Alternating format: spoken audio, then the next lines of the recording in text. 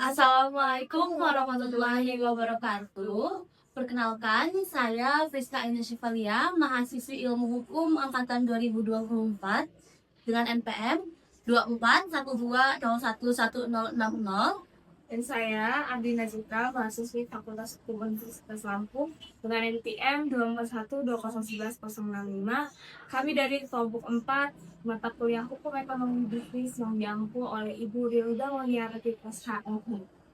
Di sini kami akan menjawab dari kasus yang dialami Ibu Rahmawati terkait perusahaan yang dikelolanya. Baik, untuk pertanyaan pertama, bentuk legalitas dari perusahaan dan dokumen perusahaannya. Yang pertama, bentuk hukum perusahaannya yaitu PT atau perseroan terbatas, sebab Ibu Rahmawati mendirikan perusahaan dengan 4 teman karibnya dan sudah memiliki cabang di berbagai kota besar dengan pengelolaan yang profesional. Maka bentuk hukum yang paling sesuai adalah perseroan terbatas atau PT. PT pada badan hukum yang diatur dalam Undang-Undang Nomor 40 Tahun 2007 tentang perseroan terbatas atau UU PT yang memungkinkan pemisahan kekayaan pribadi dan kekayaan perusahaan serta dapat berkembang dengan profesional. Adapun dokumen legalitas yang dibutuhkan PT yakni yang pertama, akte pendirian PT yang berisi anggaran dasar dan dibuat di muka notaris dan disahkan oleh Kementerian Hukum dan HAM. Yang kedua adalah SK pengesahan Badan Hukum dari Kemenkumham.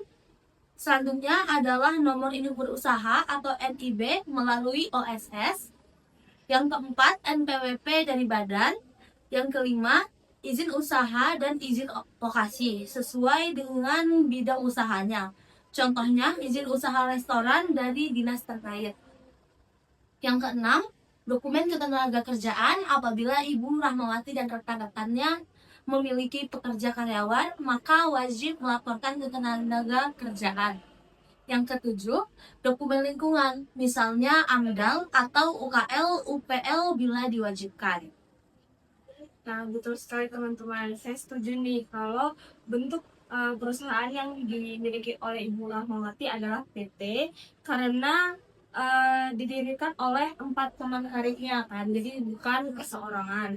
Lalu kekayaan pribadi dan kekayaan perusahaan itu dipisah, tuh teman-teman. Oke, kita lanjut ke poin nomor 2, pengelolaan dokumen perusahaan. Nah, pengelolaan dokumen ini mencakup penyimpanan dokumen dan pemusnahan dokumen. Nah, kita masuk ke penyimpanan dokumen dulu. Rahmawati harus mengacu pada jadwal retensi arsip dan daftar pertelean arsip sesuai dengan ketentuan dalam Undang-Undang Nomor 43 Tahun 2009 tentang Kearsipan dan PP Tahun 2012 Nomor 28 tentang pelaksanaan UU Kearsipan. Penyimpanan dokumennya adalah dengan cara yang pertama, dokumen keuangan wajib disimpan 10 tahun sejak akhir tahun buku perusahaan yang bersangkutan.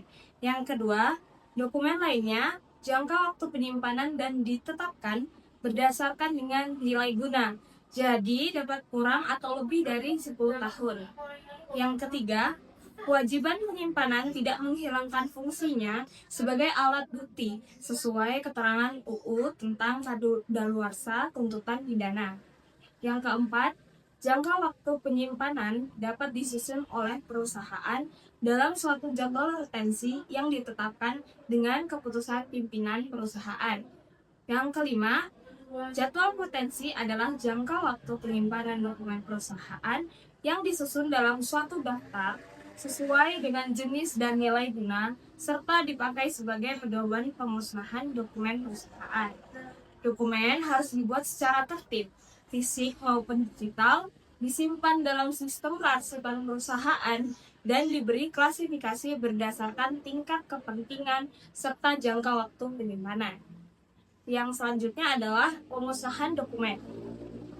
Yang pertama, pemusnahan dokumen perusahaan dilakukan dengan keputusan pimpinan perusahaan dan dengan memperhatikan jadwal retensi yang telah disusun perusahaan.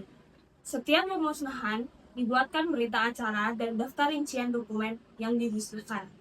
Yang kedua, Dalam penyusunan jadwal retensi, dokumen yang diusahakan perlu dipertimbangkan. Dokumen yang karena sifatnya tetap disimpan dan dipelihara.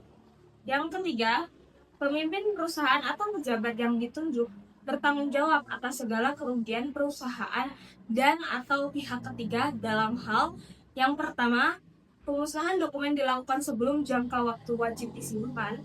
Yang kedua, pengusahaan dokumen dilakukan sedangkan diketahui atau patut diketahui bahwa dokumen tersebut masih tetap harus disimpan karena nilai gunanya baik untuk kepentingan perusahaan atau nasional. Yang keempat, pemusnahan dokumen yang telah dialihkan ke dalam mikrofilm atau media lainnya untuk segera diberikan kepada pimpinan perusahaan karena dapat menentukan suatu dokumen perusahaan yang dibuat di atas kertas.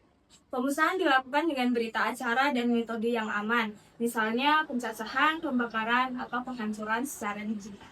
Nah, saya setuju sekali dengan hasil diskusi pada soal kedua ini, bahwasanya dalam pembentukan dan pemusnahan dokumen harus sesuai dengan undang-undang terkait. Sebab hal ini berpengaruh dengan aset perusahaan ke depannya ya. Betul sekali. Serta harus adanya persetujuan dari pimpinan perusahaan karena sudah ditentukan dalam undang-undang batas penilaiannya seperti itu. Selanjutnya kita akan memasuki soal ketiga, yakni tentang usaha perusahaan. Definisinya sendiri seperti usaha perusahaan adalah kegiatan usaha pokok yang dijalankan oleh perusahaan sesuai dengan maksud dan tujuan yang tercantum dalam anggaran dasar atau ADPT. Dan tentunya usaha sendiri dilakukan secara terus-menerus dan dengan tujuan untuk memperoleh keuntungan. Lingkupnya sendiri, lingkup usaha perusahaan ditentukan dalam KBLI atau Klasifikasi Baku Lapangan Usaha Indonesia yang dicantumkan dalam anggaran dasar, yakni yang dibuat di depan notaris seperti sudah kami sampaikan di awal tadi. Kemudian yang dicantumkan dalam anggaran dasar misalnya bidang kuliner, restoran, catering, ataupun jasa boga. Mengapa perusahaan tidak dapat dialihkan jenisnya? Mengapa usaha-perusahaan tidak dapat dialihkan jenisnya? Sebab usaha-perusahaan adalah identitas hukum dari PT yang telah ditetapkan dalam akta pendirian dan disahkan oleh pemerintah, yakni melalui Kemenkumham. Selanjutnya, jika ingin mengubah, maka harus melakukan RUPS atau Rapat Umum Pemegang Saham untuk mengubah anggaran dasar. Kemudian dilaporkan ke Kemenkumham. Jadi usaha tersebut bukan benda atau aset yang bisa dijual belikan, melainkan melekat pada badan hukum perusahaan. Mengapa demikian? Sebab perusahaan yang berbentuk PT ini merupakan badan hukum yang selain harta kekayaannya dipisahkan dari harta pribadi, juga disahkan oleh negara, seperti itu. Nah, karena usaha perusahaan sendiri adalah identitas dari perusahaan itu sendiri, jadi kayak tidak mudah untuk dialihkan gitu ya. Dan kalaupun akan dialihkan harus melalui RUPS yang dimana itu sangat banyak step-stepnya, jadi tidak segampang itu untuk dirubah gitu ya. Betul banget, Kak. Oke. Kita lanjut ke pertanyaan yang terakhir, yaitu nomor 4, tentang goodwill. Nah, goodwill ini ada dua, ada dari segi ekonomi dan dari segi hukum. Nah, goodwill dari segi ekonomi ini nilai lebih perusahaan yang tidak terlihat secara fisik, misalnya reputasi, loyalitas pelanggan, lokasi, merek dagang, relasi bisnis, dan kualitas dari pelayanan. Sedangkan goodwill dari segi hukum adalah diakui sebagai hal tidak terwujud yang bisa bernilai ekonomi dan dapat dilindungi hukum. Misalnya, merek dilindungi oleh Undang-Undang Merek Rahasia Dagang, dilindungi oleh Undang-Undang Rahasia Dagang, dan sebagainya. Status goodwill dari segi hukum termasuk ke dalam kekayaan intelektual atau aset tidak berwujud yang melekat pada perusahaan, sehingga dapat dinilai, dicatat, dan bahkan diwariskan atau dialihkan melalui pengalihan hak.